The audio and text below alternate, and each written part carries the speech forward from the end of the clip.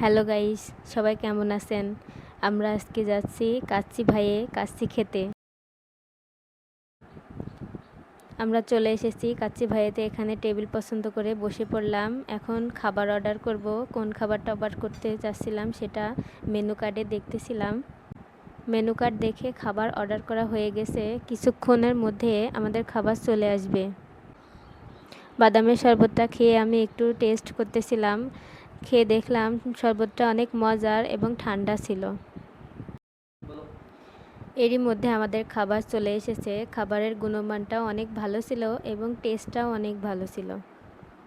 কে কে কুষ্টিয়া কাচ্চি ভাইতে কাচ্চি খেতে এসেছেন কমেন্টে জানাবেন কিন্তু। আজকের ভিডিওটা এই পর্যন্তই ছিল। সবাই ভালো থাকবেন। আবার দেখা হবে নতুন কোনো ভিডিওতে। আল্লাহ হাফেজ।